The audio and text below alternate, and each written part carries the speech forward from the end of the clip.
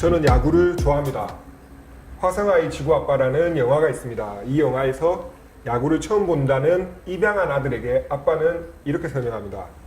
야구가 좋은 이유가 뭔지 아니? 10개 중에 3개만 쳐도 스타가 된다는 거야. 그거보다 조금만 더 잘 치면 슈퍼스타지. 3할이 위대한 이유는 10번 이를 악물고 덤벼도 3번 쳐내기가 어렵기 때문입니다. 7번에 걸친 의미 있는 실패가 쌓여야 가까스로 3번을 칠 수가 있습니다. 그저 방망이만 10번 휘두른다고 공이 3번 걸리는 일은 없습니다. 또 잘 맞은 공이 수비수 정면으로 가서 잡히기도 하고 빗맞은 공이 어중간한 곳에 떨어져서 안타가 되기도 합니다. 저는 이런 게 삶이 고단한 이유가 아닐까 싶습니다. 저는 야구가 좋습니다. 그저 요즘 야구장 이름 때문에 조금 힘들 뿐입니다. 경남 도민일보가 만드는 지역 친근 시사방송 맥도날드 20회 시작합니다.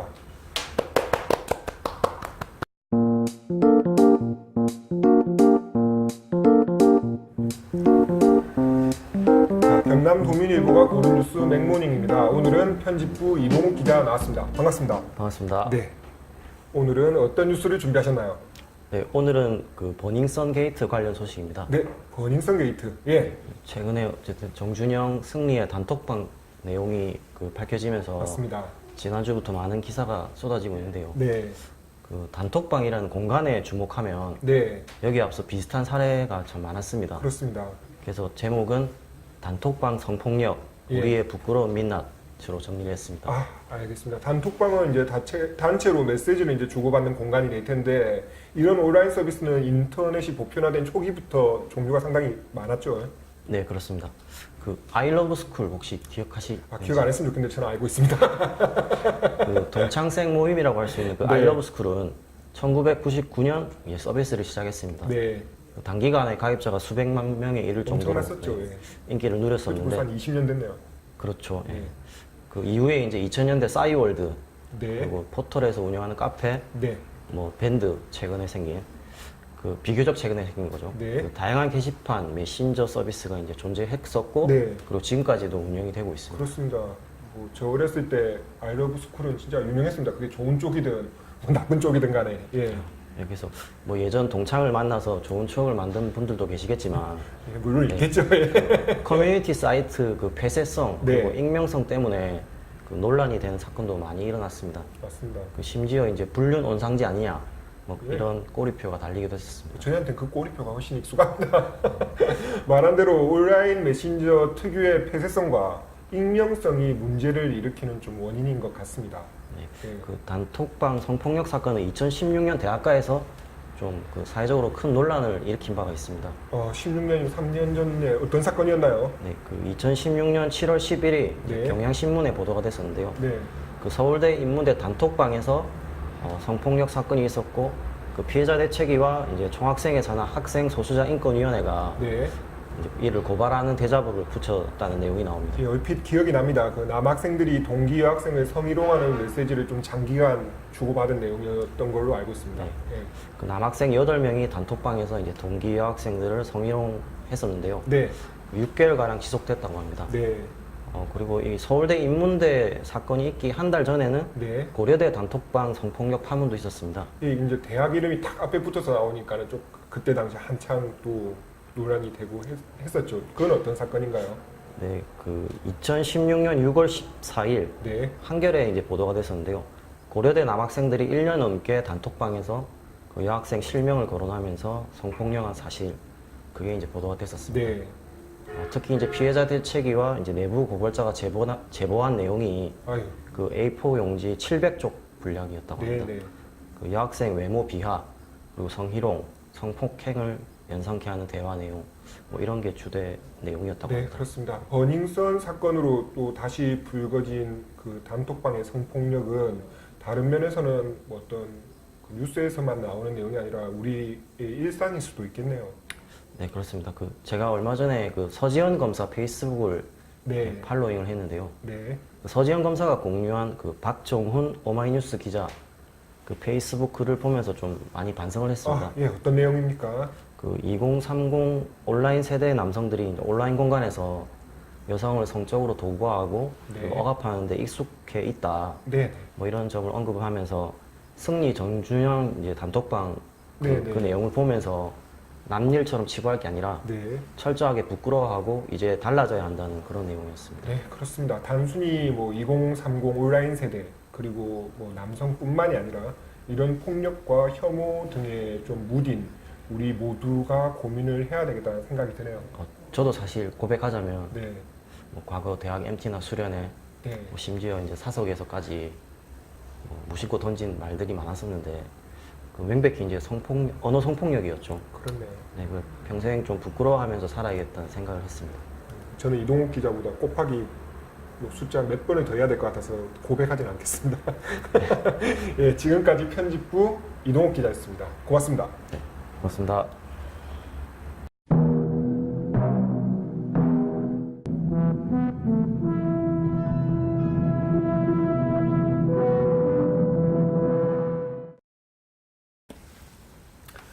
오늘 주요 뉴스 빅맥입니다. 경남도가 고령자 면허 자진 반납 제도 도입을 추진한다고 합니다. 경남도민일보 시민사회부 류민기 기자에게 자세한 내용 듣겠습니다. 반갑습니다. 예, 반갑습니다. 먼저 고령 운전자 면허 자진 반납 제도 추진 배경에 대해서 좀 설명을 부탁드리겠습니다. 네, 아무래도 고령 운전자 교통사고가 사회적 문제가 되면서 그렇죠. 면허 자진 반납을 고민하는 지방단체가 많습니다. 네, 그렇습니다. 신체 능력이 좀 급격하게 떨어지면은 안전한 운전이 좀 어려울 수 있겠죠. 그 돈에 문제가 됐던 사건이 있었나요? 최근 사례를 이야기하자면은 네. 지난해 11월 네. 진주시 칠암동에서 네. 자동차가 한 병원으로 돌진하는 사고가 있었는데요. 네. 그 운전자 나이가 72세였습니다. 72세. 예. 또 그 앞서 창원시 네. 진해구에서도 그 한 병원 주차장에서 유리벽을 뚫고 들어간 사고가 발생했는데 네. 그 당시 운전자 나이가 79세였습니다. 79세. 예. 사고 원인을 단순히 나이가 많아서라고 못 박을 수는 없겠지만 이건 또 걱정하지 않을 수도 없는 상황인데요. 맞습니다. 혹시 고령 운전자 사고 위험을 좀 경고하는 자료나 통계가 있나요? 경찰청에서 네. 매년 그 자료를 발표하고 있습니다. 네. 올해 그 자료를 보면은 네. 그 65세 이상 운전자 교통사고로 발생하는 사망자가 네. 그 해마다 7,800명 정도라고 나오더라고요. 7,800명. 네, 그 지난해 사고 건수겠죠. 네. 경남에서도 예. 최근 5년 동안 네. 한 해 60에서 80여 명씩 이렇게 사망한 아유, 걸로 나왔습니다. 그렇네요. 또 가만히 생각해 보면은 인구 고령화가 되다 보니까 65세 이상 되는 운전면허 그 소지자 자체가 좀 계속 늘어날 수밖에 없지 않나요? 예, 맞습니다. 그 지난해 전국적으로 그 고령 운전면허 소지자, 그러니까 65세 이상 운전면허 네. 소지자는 전체 운전자의 9.4%를 차지했습니다. 네, 한 10% 정도요. 예. 네. 2016년 8%, 2017년 8.8%에서 계속 증가하는 흐름을 보이고 꾸준히 있습니다. 늘고 있네요. 예, 맞습니다. 고령이 사고 원인이 될 수 있다면 고령 운전자가 늘어난다는 건 그만큼 사고 위험이 커진다고 볼 수도 있겠네요. 예, 맞습니다. 고령 운전자 면허 자진 반납을 추진하는 사례가 있나요? 예, 그 지난해 전국 최초로 부산시에서 고령자 운전면허증 자진 반납자 교통비 지원 사업을 펼쳤는데요. 네네. 그 만 65세 이상 운전자가 경찰서라든지 네. 운전면허 시험장에 면허증을 자진 반납하면 10만 원이 충전된 교통카드를 일회 지급하는 게 있었습니다. 네, 운전면허하고 교통카드 10만 원짜리로 바꾸는 거네요. 예, 맞습니다. 반응은 어떻습니까? 생각보다 효과가 좋았습니다. 그렇습니까? 예. 예, 지난해 7월 시행했는데요. 네. 그 6개월간 네. 5,280명이 면허증을 반납했다고 합니다. 네. 부산 지역 그 고령 운전자 교통사고에 따른 사망자 수도 예. 그 2017년 35명에서 지난해 18명으로 절반 정도 감소했다고 합니다. 일단 표면적인 수치로는 효과를 봤네요. 예, 맞습니다. 다른 지역은 어떻습니까? 서울시도 네. 올해 그 이 제도를 시작했는데요. 네. 그 역시 호응이 좋았다고 합니다. 네. 운전면허 반납 신청을 받은 그 지난 15일 네. 첫날에 613명이 면허증을 반납했다고 합니다. 네. 이는 그 지난해 한 해 반납자의 절반 정도였다고 합니다. 그러니까 2018년 한 해 동안 운전면허를 반납한 사람의 절반이 예, 맞습니다. 엊그제 하루 동안 그냥 다 예, 해버렸다. 맞습니다. 예. 네. 다른 지역에 좀 의미 있는 움직임이 있나요? 경남에서도 그 비슷한 움직임이 계속해서 나오고 있는데요. 네. 합천이 대표적 사례입니다. 네. 합천군 의회가 그 지난 18일 고령 운전자 교통사고 예방에 관한 조례를 통과시켰습니다. 아, 그렇네요. 예, 네. 그 이런 가운데 또 도의회에서도 네. 그 관련 조례를 다음 달 심의할 예정입니다. 그렇네요. 그러면 개정안 내용을 조금 간단하게 간추리면 어떻습니까? 비슷합니다. 전국 지자체도 다 비슷한 것처럼 그 운전면허 자진 반납자에 한해서 교통비 등을 지원하는 내용입니다. 네. 부산하고 서울과 비슷한 수준으로 10만 원 정도 그 지원할 것으로 보입니다. 일단은 하지 마라가 아니라 안 하면은 이렇게 해드리겠습니다라는 쪽으로 정책 방향이 정해진 것 같은데요. 예, 맞습니다. 대중교통비 지원하는 것도 좋지만 어르신들을 대상으로 좀 특화한 교통수단 활성화 이런 게 좀 우선 과제일 것 같네요. 예, 맞습니다. 그 브라보 택시라든지 네네. 100원 택시라든지 그 고령 운전자가 그 본인이 차량을 운전하지 않더라도 다른 대중교통을 그 이용할 수 있는 그런 환경 조성이 또 물론 맞습니다. 필요하다는 생각입니다. 예. 잘 들었습니다. 앞으로도 또 좋은 소식 부탁드리겠습니다. 예. 지금까지 경남도민일보 시민사회부의 류민기 기자였습니다. 예, 고맙습니다. 감사합니다. 시청자 참여 코너 해피밀입니다. 지난 18회 방송에서 경남도민일보 지면에서 새 야구장 표기 방법을 아주 짤막하게 소개했습니다. 그러자 이 방침에 대한 불만 댓글이 좀 많이 달렸습니다. 내용을 보면 시의원에게 쫄았다. 마산일보 해라. 꺼져라. 재수없다. 간 보지 마라. 뭐 이런 내용인데 일단 관심은 늘 고맙게 생각합니다. 또 이와 반면에 요즘 저희 편집국에서는 또 왜 마산 구장을 제대로 붙이지 않느냐라는 항의 전화가 좀 심심치 않게 들어옵니다. 이 문제는 그냥 저희가 양쪽에서 모두 욕을 먹을 수밖에 좀 없다라는 생각이 드네요. 저는 개인적으로 여전히 주라기 공원을 선호합니다. 맥골뱅이아이도민닷컴은 여전히 청정합니다.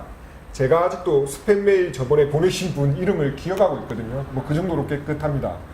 맥도날드 소식을 가장 빨리 접할 수 있는 페이스북 페이지 좋아해 주시고요. 유튜브 구독도 부탁드리겠습니다. 고맙습니다.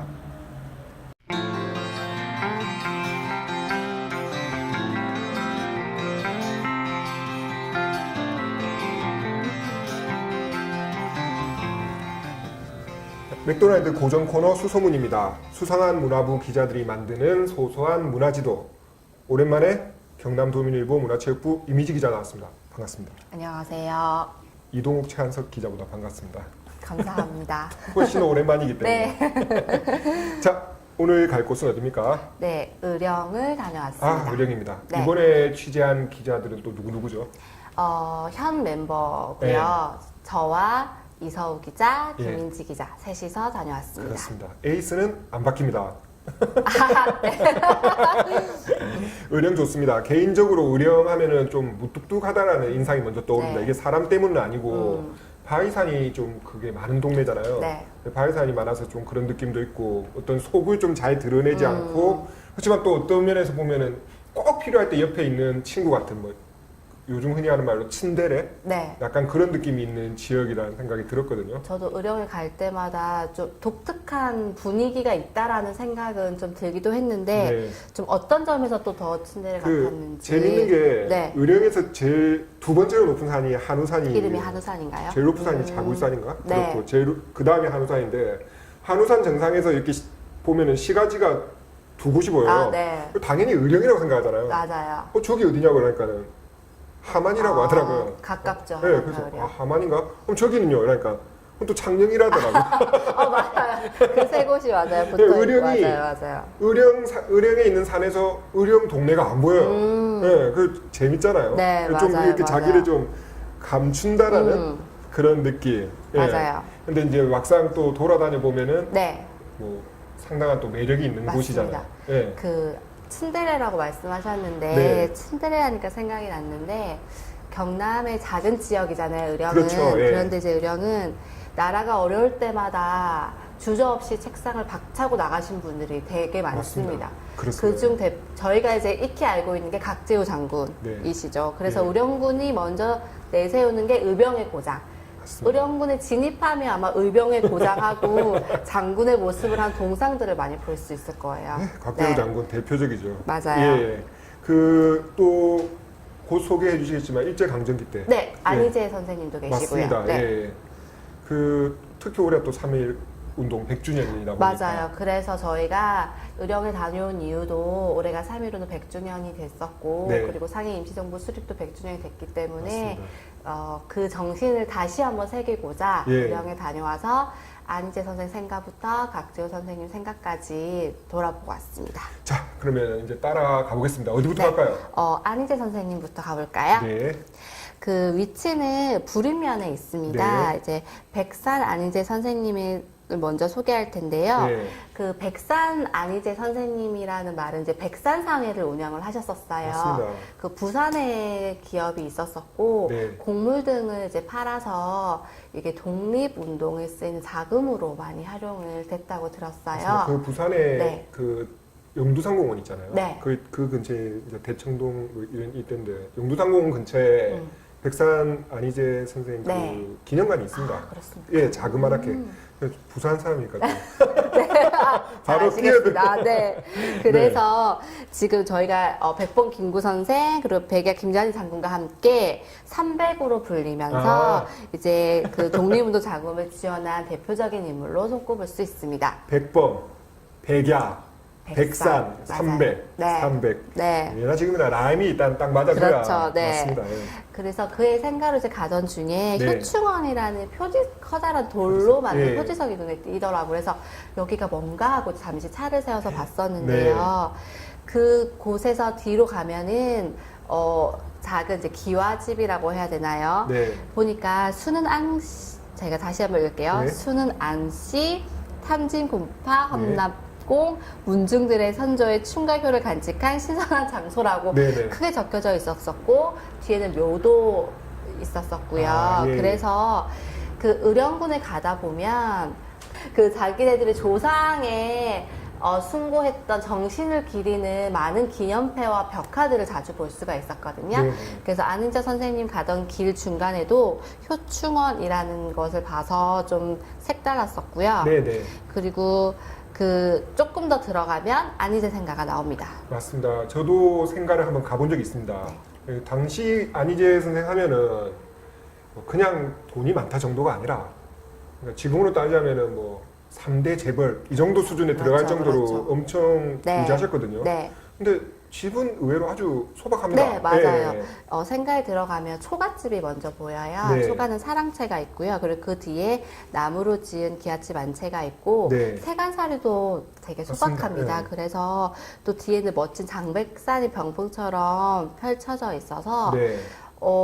정말 그 돈이 많았던 재벌가의 집이라고는 느껴지지 않을 소박하게 정도로 네, 되게 소박한 인상이었어요. 의령 출신의 또 대표적인 부자 한 명 있잖아요. 그렇죠. 네, 이병철 전 삼성회장이 네. 이곳 출신인데 네. 거기 생각 또 가보면 해놓은 게 다릅니다. 그렇죠. 네. 그 의령군 홈페이지에 가면 의령군의 대표 3대 인물로 예. 곽재우, 안희재, 예. 이병철을 예. 꼽더라고요.